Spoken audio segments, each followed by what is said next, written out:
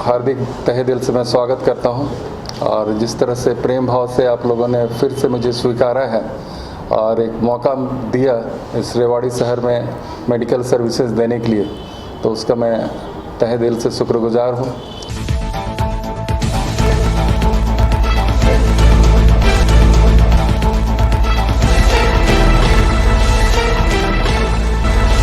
रेवाड़ी के प्रसिद्ध critical care consultant व हेल्थ इमरजेंसी के दौरान अपने करिश्माई इलाज से करीब 8 से 10 हज़ार लोगों की जान बचाने वाले डॉक्टर रवि रंजन ने विराट हॉस्पिटल रेवाड़ी से अपनी नई पारी की शुरुआत की है। मालूम हो कि डॉक्टर रवि रंजन एचवे ग्रुप ऑफ हॉस्पिटल रेवाड़ी के सीईओ व फोर्टिस हॉस्पिटल कोलकाता के आईसीयू कंसल्टेंट रह चुके हैं।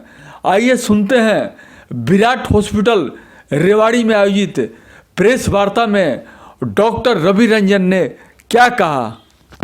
और बहुत बहुत आभारी हूँ आप लोग के प्रेम का। मेरा शुरू से एक प्रयास रहा मेडिकल साइंस को आम आदमी तक पहुँचाने का, और जो मेरा अपना हॉस्पिटल भी था एचवे, वो भी उसका एक प्रयास ही था, जिन कारणों से भी बंद हो गया। अभी फिर से एक मौका मिला है मुझे, विराट हॉस्पिटल का एक प्लेटफॉर्म मिला है और काफ़ी काबिल टीम है यहाँ पे और मुझे लीड करने का मौका मिला है। तो मुझे लगता है कि मैं उस प्रयास को फिर से सार्थक कर पाऊँगा और आप सब लोग का फिर इसके लिए अंदर से तहे दिल से शुक्रगुजार हूँ। और क्रिटिकल केयर से रिलेटेड जहाँ पर भी जान जाने का खतरा मौजूद है, मैं चाहूँगा कि एक सार्थक, एक बहुत स्ट्रॉन्ग टीम तैयार करूँ रेवाड़ी में, कि किसी को गुड़गांव या दिल्ली जाने की ज़रूरत नहीं पड़े। अभी है लेकिन टीम में बिखराव है, कोई कहीं बैठा हुआ है, कोई कहीं बैठा हुआ है।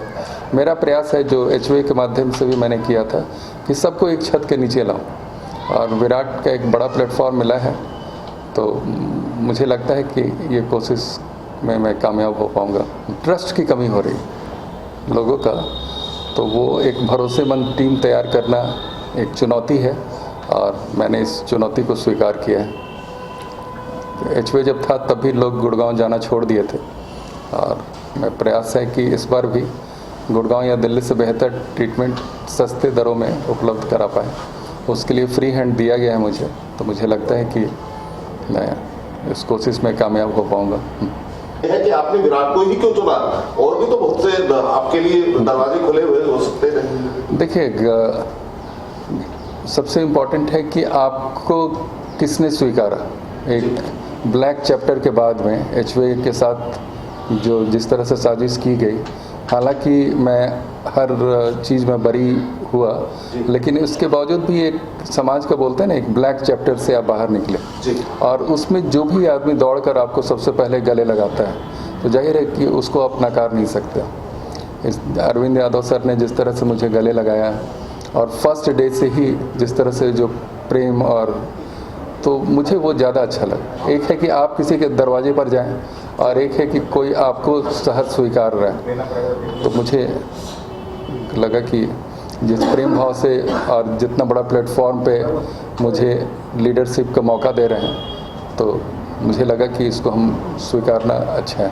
कोई संभावना है कि एचवे दोबारा से विराट में ही? देखिए, मेरे लिए हॉस्पिटल इम्पॉर्टेंट नहीं है, ये एक मिशन है कि आम आदमी को मैं मेडिकल सर्विसेज प्रोवाइड करा पाता हूँ कि नहीं और उसमें क्वालिटी दे पाता हूँ कि नहीं। मैं नाम के पीछे नहीं जाता हूँ। एक अच्छा प्लेटफॉर्म रेवाड़ी में क्रिएट हो, चाहे वो विराट का ही क्यों नहीं हो, जहाँ पर आम आदमी को एक सेटिस्फैक्शन मिले कि हाँ, मैं जिस चीज़ के लिए आया था उसमें मेरे साथ बेईमानी नहीं हुई, और वो चीज़ मुझे मिला। लोगों की जान बची और सस्ते चार्जेज हो। जो चीज़ गुड़गांव में पॉसिबल है या दिल्ली में पॉसिबल है, उन सारी चीज़ों को हम लोग एक छत के नीचे अगर यहाँ लेके आते हैं, तो नाम कुछ भी हो, लेकिन इम्पोर्टेंट है कि क्या वो मकसद हम लोग का कामयाब हो पा रहा है कि नहीं। तो जिस तरीके से साजिश रची गई थी, रेवाड़ी में ही साजिश रची गई थी, काफ़ी आपको उसको देना भी पड़ा उसके लिए, फिर भी आपने रेवाड़ी को ही चुना। देखिए, एक बहुत पुरानी कहावत है कि अगर आपका ऊँट कहीं खो गया मेले में ना, तो उसी जगह पर खोजिए, वहीं पर उस ऊँट के मिलने की संभावना। जिस तरह से तहस नहस किया गया, मैं ये नहीं चाहता हूँ कि मेरे ऊपर एक स्टैंप लगे कि डर के मारे भाग गया। मुझे कई बड़े ऑफर्स भी हैं, मेडिसिटी से भी ऑफ़र है, आर्टेमिस से भी ऑफ़र है, लेकिन मुझे लगा कि जिन लोगों के प्रेम की बदौलत में ये जंग जीत पाया वो रेवाड़ी और उसके आसपास के क्षेत्र के लोग थे। तो मुझे लगा कि सबसे पहले मैं उस जगह को जहाँ पर लोग मुझसे जुड़े हुए हैं उनको ये सुविधाएं देने का काम करूं। डॉक्टर साहब, जैसे कि हम फेसबुक वगैरह और सोशल मीडिया पर देख रहे हैं कि आप आध्यात्मिक ज्ञान की बातें ज़्यादा करने लगे, क्या उसका इफेक्ट आपके इस प्रैक्टिस पे पड़ेगा? देखिए, अध्यात्म जिंदगी का एक हिस्सा है। हम लोग दूर हो गए थे, लेकिन कोरोना ने भी बता दिया कि आप जिंदगी में जिसको लग्जरी मानते हैं ना, और उसके अगर आदी हो गए तो डेथ की संभावना सबसे ज़्यादा है। तो मैं अध्यात्म में ये बात करता हूँ कि आप योग से जुड़िए, नेचर से जुड़िए, प्रकृति से जुड़िए, और फिर मॉडर्न मेडिकल साइंस को अपनाइए। तो जहाँ 5 टैबलेट खाना पड़ता था, हो सकता है 1 टैबलेट में ही आप उससे मुक्त हो जाए। लाइफ स्टाइल डिजीज आज के डेट में बहुत कॉमन है। हर तीसरा या चौथा आदमी को डायबिटीज़ है, ब्लड प्रेशर है। उसका समाधान सिर्फ दवा नहीं है, उसका समाधान है लाइफ स्टाइल डिजीज है तो लाइफ स्टाइल मॉडिफिकेशन। वो हम लोग नहीं करते हैं। मेरा पूरा प्रयास रहता है, जो भी मेरे मिलने वाले हैं या जो मरीज हैं, कि लाइफ स्टाइल डिजीज़ को पहला प्रयास करिए कि आप लाइफ स्टाइल में मॉडिफिकेशन करिए। और मैंने खुद पे भी एक्सपेरिमेंट किया। मैं बीच में 90 यूनिट इंसुलिन पे चला गया था। पिछले 2 साल से इंसुलिन फ्री हूँ। मैं बचपन में 14 साल ब्रोंकियल अस्थमा की वजह से बिस्तर पे रहा। आज मैं आराम से 3 किलोमीटर 4 किलोमीटर दौड़ सकता हूँ। ये दवा की बदौलत नहीं हुआ, ये लाइफ स्टाइल में मॉडिफिकेशन की बदौलत हुआ। और इनफैक्ट मैं तो डॉक्टरों की वजह से डॉक्टर बना। मैं तो IIT कानपुर का स्टूडेंट रहा, 2 सेमेस्टर में 10 पॉइंटर था। मुझे हमेशा से ये लगता है कि एक कनेक्ट फैक्टर होना बहुत ज़रूरी है। जब आप किसी पेशेंट का ट्रीटमेंट करते हैं तो ये मैं देखता हूँ कि आपका उस पेशेंट के साथ कनेक्ट बना कि नहीं। अगर कनेक्ट नहीं है आपका अपने डॉक्टर के साथ, आपका ट्रीटमेंट कामयाब नहीं होगा। हर मरीज को ये लगना चाहिए कि ये जो डॉक्टर मुझे ट्रीट कर रहा है ये मुझसे कनेक्टेड है। तो इस पर मैं हमेशा से फोकस देता हूँ। ये इसको आप अध्यात्म का एंगल बोलो, प्रेम का एंगल बोलो। मुझे लगता है कि आप जब तक मरीज के साथ एक कनेक्ट एस्टेब्लिश नहीं करते हो, मरीज के रिश्तेदारों को अगर जब तक ये नहीं लगता कि सबसे नज़दीकी रिश्तेदार मेरा डॉक्टर है, तब तक आप मरीज का ट्रीटमेंट करने में कामयाब नहीं हो सकते। तो जब आप जिस तरीके से बात कर रहे हो, अगर बात कर ले रेवाड़ी की, तमाम ऐसा कोई सप्ताह या अखबारा नहीं जाता होगा जिस तरीके से डॉक्टर पे या अस्पताल पे आरोप ना लगते हो, तो कहीं ना कहीं लगता नहीं कि ये अब वो उन चीज़ों के बीच में गैप बन गया नहीं? देखिए, खाली वो मेडिकल साइंस की बात नहीं है, पूरे समाज में गिरावट आई।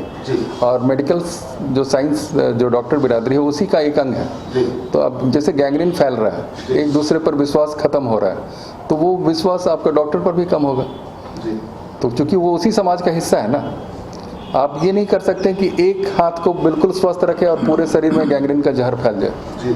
अगर जहर फैल रहा है, जिस तरह से हम लोग एक दूसरे के प्रति कड़वाहट रखते हैं, एक दूसरे पर ट्रस्ट नहीं करते हैं, छोटा छोटा चीज़ में मुझे लगता है कि दूसरा आदमी बेईमानी कर लेगा, तो उसी का शिकार डॉक्टर भी है। मैं देखा हूँ जो है आदमी को कैसे उन्होंने जो है ये किया है। जो HY हॉस्पिटल में जो है आदमी रास्ते में जो है मर रहा था, उसको उठा के ला के जो है उन्होंने उसको फ्री में ट्रीटमेंट किया है, 1 पैसा भी नहीं लिया।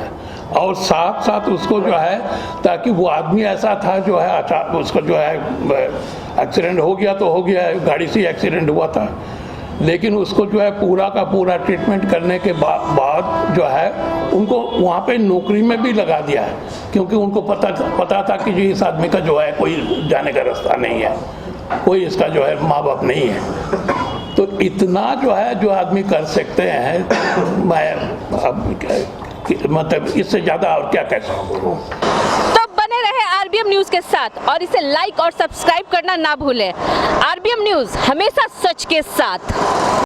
अगर आपको ये वीडियो अच्छा लगे तो RBM न्यूज़ को लाइक करें, सब्सक्राइब करें और अधिक से अधिक शेयर करें।